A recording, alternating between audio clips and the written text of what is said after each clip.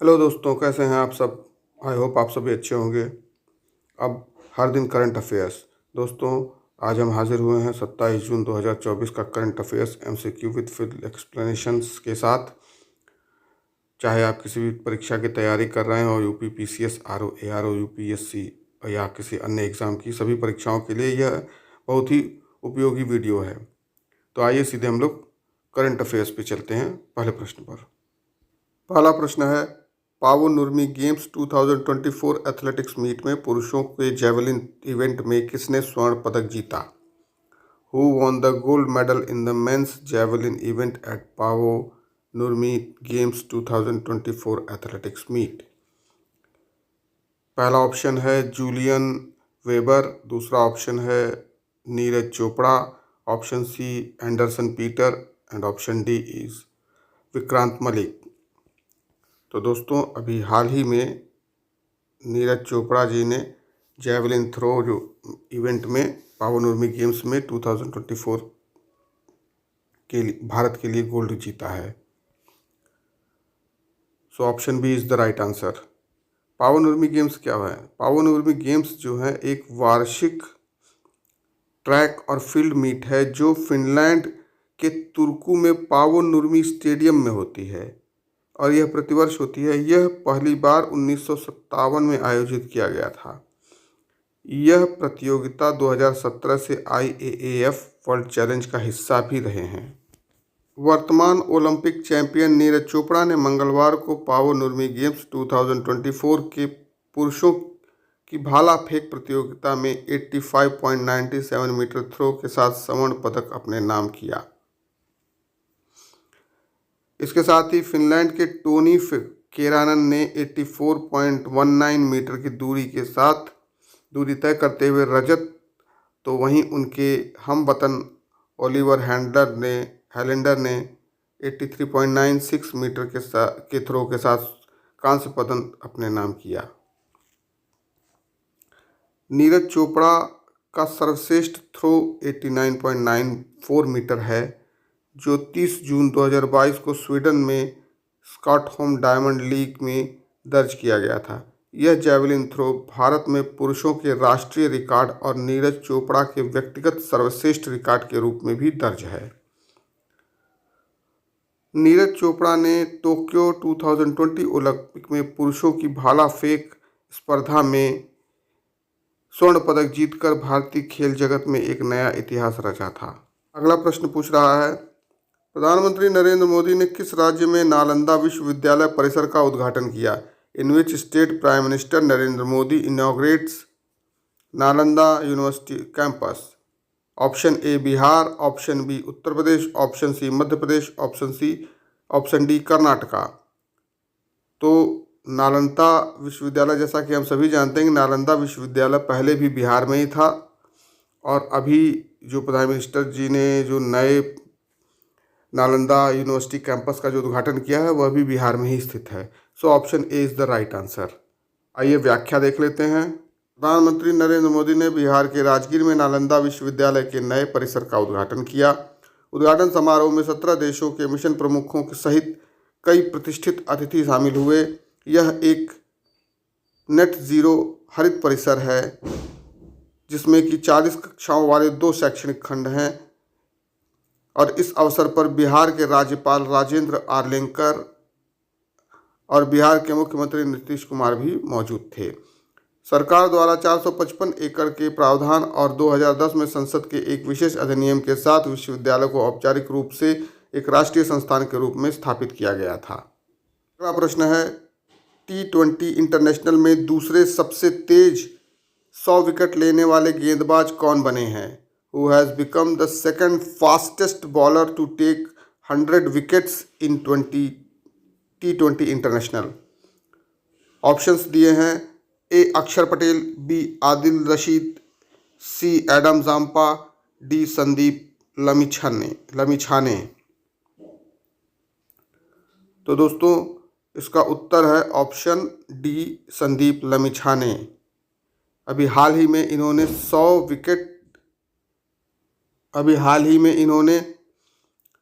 Fastest bowler जो है वो 100 विकेट लेने वाले गेंदबाज बने हैं, सबसे तेज 100 विकेट लेने वाले गेंदबाज बने हैं। नेपाल के स्पिनर संदीप लमिछाने ने 100 T20 इंटरनेशनल में सबसे तेज 100 विकेट लेने वाले दुनिया के सबसे तेज गेंदबाज बन गए हैं। संदीप ने 54 T20 इंटरनेशनल मैच में अपने 100 विकेट पूरे कर लिए थे। उन्होंने ICC T20 विश्व कप 2024 में बांग्लादेश के खिलाफ खेले गए एक मैच में यह उपलब्धि हासिल की थी। सबसे तेज 100 विकेट लेने का विश्व रिकॉर्ड अफगानिस्तान के राशिद खान के पास है, जिन्होंने 53 मैच में अपने 100 विकेट पूरे किए थे। अगला प्रश्न पूछ रहा है, दुनिया के सबसे ऊंचे रेलवे पुल पर भारतीय रेलवे ने पहला ट्रायल रन पूरा किया, यह किस नदी पर है? Indian railways completes first trial run on world highest railway bridge, it is on which river? Options हैं ए झेलम, बी चिनाब, सी सिंधु, डी सतलज। तो दोस्तों, अभी दुनिया के सबसे ऊंचा जो रेलवे पुल बना है वो चिनाब नदी पर बना है और इसी पर जो है वो भारतीय रेलवे ने अपना पहला ट्रायल रन पूरा किया है। So option B is the right answer. केंद्रीय रेल मंत्री अश्विनी वैष्णव ने घोषणा की कि संगलदान रियासी ट्रेन का पहला ट्रायल रन पूरा हो गया। यह दुनिया के सबसे ऊंचे रेलवे पुल चिनाब को पार करने का एक महत्वपूर्ण मील का पत्थर है। चिनाब रेल पुल जम्मू और कश्मीर क्षेत्र में चेनाब नदी के ऊपर 359 मीटर की ऊंचाई पर स्थित है। यह एफिल टावर से भी लगभग 35 मीटर ऊंचा है।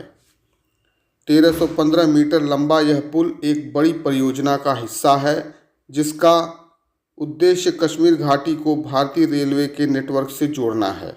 अगला प्रश्न है, उत्तर प्रदेश सरकार द्वारा जून 2024 में भर्ती परीक्षाओं के लिए कई नई नीतियां लागू करने का प्राथमिक कारण क्या है? What is the primary reason for Uttar Pradesh government to implement new policies for recruitment exams in June 2024? Options दिए हैं, उम्मीदवारों की संख्या बढ़ाने के लिए। ऑप्शन बी, यह सुनिश्चित करने के लिए कि परीक्षाएं स्वतंत्र और निष्पक्ष तरीके से आयोजित की जाएं। ऑप्शन सी, परीक्षा की अवधि कम करना। एंड ऑप्शन डी, परीक्षा शुल्क कम करना। तो दोस्तों, उत्तर प्रदेश सरकार द्वारा अभी इसी जून महीने में ही भर्ती परीक्षाओं के लिए नई नीतियां लागू की हैं। उसका जो प्रमुख कारण है वह यह है कि सरकार यह सुनिश्चित करना चाहती है कि परीक्षा तंत्र जो है वह स्वतंत्र हो और निष्पक्ष तरीके से परीक्षाएं आयोजित की जाएं। सो ऑप्शन बी जो है इसका सही उत्तर है। Option B is the right answer. यह सुनिश्चित करना कि परीक्षाएं स्वतंत्र और निष्पक्ष तरीके से आयोजित की जाएं, यह इसका उत्तर है। आइए व्याख्या देख लेते हैं। उत्तर प्रदेश के लिए उत्तर प्रदेश सरकार ने नई गाइडलाइन जारी की है।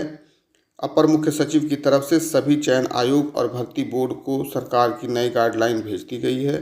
प्रश्न पत्र छापने वाली एजेंसी से लेकर एग्ज़ाम सेंटर तक उत्तर प्रदेश सरकार ने भर्ती परीक्षाओं के लिए जारी किए नए निर्देश।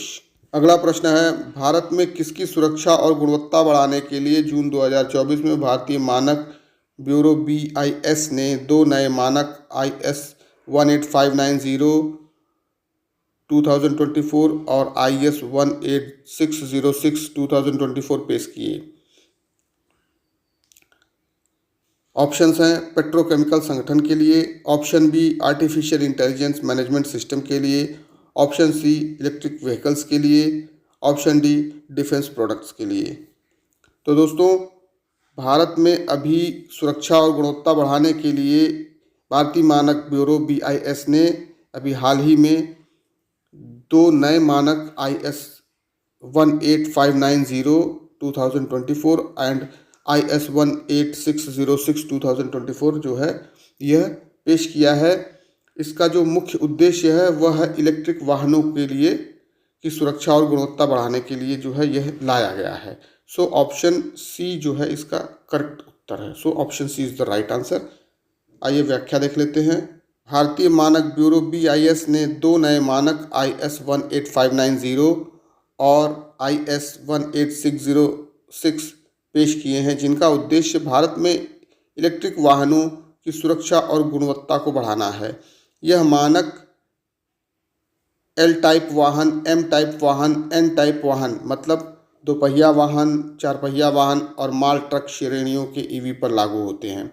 यह मुख्य रूप से EV कार, बस और ट्रक के महत्वपूर्ण घटकों जैसे कि पावर ट्रेन, मोटर, ट्रांसमिशन सहित और बैटरी सुरक्षा पर केंद्रित स्टैंडर्ड है। इन नए मानकों के साथ BIS के पास अब EV और उनके सहायक उपकरण, जिसमें चार्जिंग स्टेशन सिस्टम शामिल हैं, के लिए 30 संगत भारतीय मानक यानी कि इंडियन स्टैंडर्ड्स हैं। भारतीय मानक bureau BIS, the bureau of Indian standards के बारे में ज़रा सा जानकारी ले लेते हैं। तो भारतीय मानक ब्यूरो BIS भारत में राष्ट्रीय मानक निर्धारित करने वाली संस्था है। यह उपभोक्ता मामलों, खाद्य एवं सार्वजनिक वितरण मंत्रालय यानी ministry of consumer affairs, food and public distribution के अधीन कार्य करती है। पहले इसका नाम भारतीय मानक संस्थान, जिसे कि हम पहले ISI यानी इंडियन स्टैंडर्ड इंस्टीट्यूशंस के नाम से जानते थे, जिसकी स्थापना वो 1947 में की गई थी। वह सोसाइटी पंजीकरण अधिनियम 1860 के तहत पंजीकृत किया गया था। 22 मार्च 2016 को एक नया भारतीय मानक ब्यूरो BIS अधिनियम 2016 अधिसूचित किया गया, जो 12 अक्टूबर 2017 से प्रभावी है। यह अधिनियम भारतीय मानक ब्यूरो BIS को भारत के राष्ट्रीय मानक निकाय के रूप में स्थापित करता है, जो मानकीकरण, प्रमाणन और गुणवत्ता से संबंधित सभी मामलों में अग्रणी भूमिका निभाने के लिए वचनबद्ध है। BIS भारत का राष्ट्रीय मानक निकाय है। इसकी स्थापना BIS अधिनियम 2016 के तहत वस्तुओं के मानकीकरण, अंकन और गुणवत्ता प्रमाणन की गतिविधियों के सामंजस्यपूर्ण विकास और उससे जुड़े या उसके प्रासंगिक मामलों के लिए की गई है। BIS का जो उद्देश्य है वह है सुरक्षित, विश्वसनीय, गुणवत्ता वाले सामान प्रदान करना, उपभोक्ताओं के लिए स्वास्थ्य संबंधी खतरों को कम करना, निर्यात और आयात विकल्पों को बढ़ावा देना, मानकीकरण, प्रमाणन और परीक्षण के माध्यम से किस्मों के प्रसारण पर नियंत्रण आदि। साथ ही ब्यूरो बेईमान व्यवसायियों और उत्पादकों द्वारा मानक चिन्ह या उसके नकली रूपों का इस्तेमाल कर रोकने के लिए उनके खिलाफ प्रवर्तन कार्रवाई करता है। इस तरह की कार्रवाइयों से उपभोक्ताओं को ब्यूरो के मानक चिन्ह से चिन्हित उत्पादों की गुणवत्ता के बारे में गुमराह किए जाने से बचाने में मदद मिलती है। भारतीय मानक ब्यूरो रसायन, खाद्य, कृषि, सिविल, इलेक्ट्रॉनिक्स और सूचना प्रौद्योगिकी, मैकेनिकल इंजीनियरिंग, प्रबंधन और प्रणाली, धातुकर्म इंजीनियरिंग, पेट्रोल और कोयला संबंधित वस्तुएं, चिकित्सा उपकरण एवं अस्पताल, कपड़ा, परिवहन इंजीनियरिंग, उत्पादन और सामान्य इंजीनियरिंग तथा जल संसाधन जैसे 14 विभागों के अंतर्गत विभिन्न क्षेत्रों में मानक निर्माण संबंधी कार्य करता है। BIS का मुख्यालय नई दिल्ली में है। क्षेत्रीय कार्यालय में इसके 5 क्षेत्रीय कार्यालय हैं। पूर्वी क्षेत्र में कोलकाता, दक्षिणी क्षेत्र में चेन्नई, पश्चिमी क्षेत्र में मुंबई, उत्तरी क्षेत्र में चंडीगढ़ और मध्य प्रदेश में दिल्ली क्षेत्रीय कार्यालय हैं। साथ ही इसकी 20 अन्य शाखाएं भी हैं। वर्तमान महानिदेशक जो BIS के हैं वो प्रमोद कुमार तिवारी IAS। अगला प्रश्न है, निम्नलिखित में से किसने हाल ही में जून 2024 में भारतीय सेना के लिए अगली पीढ़ी की वायरलेस प्रौद्योगिकियों में सहयोग को आगे बढ़ाने के लिए military coverage of communication engineering यानी MCTE के साथ एक समझौता ज्ञापन पर हस्ताक्षर किए हैं? Which of the following has recently signed a MOU with a Military College of Communication of Engineering to pursue cooperation in the next generation wireless technologies for the Indian Army? Options हैं आपके, centre for development of advanced computing, Indian national centre for ocean information services INCOIS, Defense Research and Development Organization DRDO, and option D is Safety for Applied Microwave Electronics Engineering and Research SAMIR।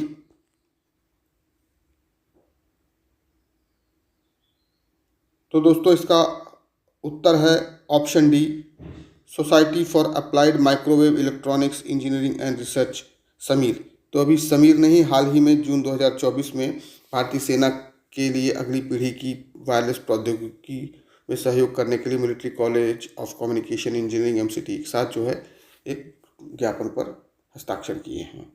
22 जून 2024 को electronics और सूचना प्रौद्योगिकी मंत्रालय मेटी के तहत एक स्वायत्त अनुसंधान और विकास संस्थान society for applied microwave electronics engineering and research Sameer ने भारतीय सेना के लिए अगली पीढ़ी की वायरलेस प्रौद्योगिकियों में सहयोग को बढ़ावा देने के लिए भारतीय सेना के college of telecommunication engineering MCTE के साथ एक समझौता ज्ञापन पर हस्ताक्षर किया। इस रणनीति साझेदारी का उद्देश्य सेना प्रमुख द्वारा घोषित 2024 को भारतीय सेना के लिए तकनीकी अवशोषण का वर्ष के रूप में देखने के अनुरूप भारतीय सेना की तकनीकी क्षमताओं को मजबूत करना है। समझौता ज्ञापन के अनुसार इंक्यूबेशन सेंटर सूक्ष्म लघु और मध्यम उद्यमों MSME और स्टार्टअप्स द्वारा अवधारणा से लेकर बड़े पैमाने पर उत्पादन तक सैन्य विशिष्ट अभिनव समाधानों के विकास में सहायता प्रदान करेगा।